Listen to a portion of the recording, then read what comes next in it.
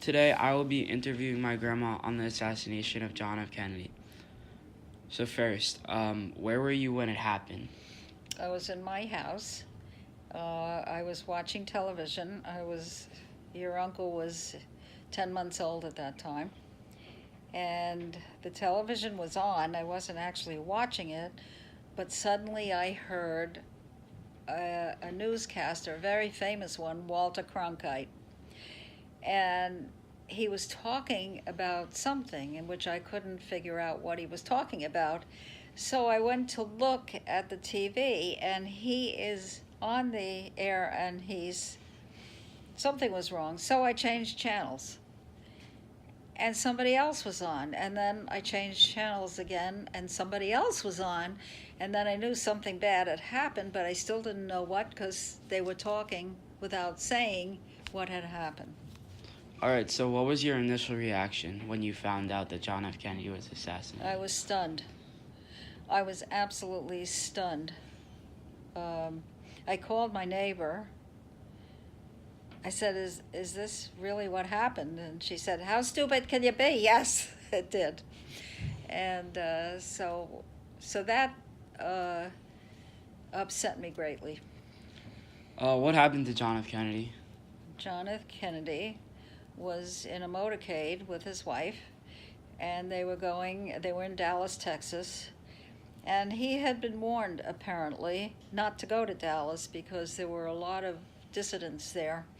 But he ignored the warning because he was that kind of guy.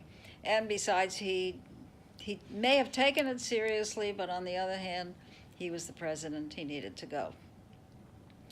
And a fellow named Harvey, what's his name? Oswald. Yeah, Harvey Oswald. Is it Harvey? Yeah. Uh, they passed a book depository, and shots rang out, and Kennedy was shot in the head. And he didn't die right away, he died at the hospital. How long did people go on to talk about the assassination? Days and days and days. Where was he shot? Dealey Plaza in Dallas, Texas. Um, was this immediately put on TV? Yes, because the motorcade was going on, so people saw it on TV. Who was John F. Kennedy at the time? President of the United States. What part of the day was Kennedy shot? That I'm not sure. Must have been, it was probably early afternoon or very late morning. I'm not quite sure. I don't remember that one exactly. But I was home, and it was light outside, so it certainly happened during the day. After Kennedy was shot. The motorcades sped up to the Parkland Hospital in Dallas and pronounced him dead. Half of his head was blown away. Um, it was the whole nation was in shock. And his body was put in a coffin, and he was taken on Air Force One back to Washington. In the meantime, Lyndon B. Johnson became President of the United States, and he was sworn in to his office on the plane back to Washington. Okay. What happened to Lee Harvey Oswald after he assassinated the president? They caught him, and he was taken into the jail. And in the jail,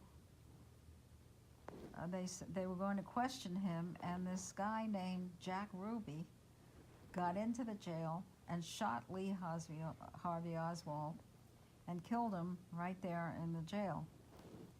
At that time, there were no precautions like there are now, and so that was another terrible situation, although nobody was upset about that, in that Lee Harvey Oswald had killed the president. Who was Jack Ruby? Jack Ruby was the guy. was a bar owner, I think, in Dallas, and a lot of people knew him, and he was so incensed that he just was able to walk into the police station and shoot Oswald. What happened at the funeral for John F Kennedy? Well, it was very moving. Jackie Kennedy and her two children. John was, I guess, 2 or 3 years old at that point, and Caroline was, she must have been 5 or 6 years old, and it was a very moving picture to see her with her 2 little children. And one interesting aspect of it, at a presidential funeral, there's a riderless horse with the saddle backwards, as far as I can remember. And it was just very, very solemn. It was so solemn that it took us weeks to overcome the whole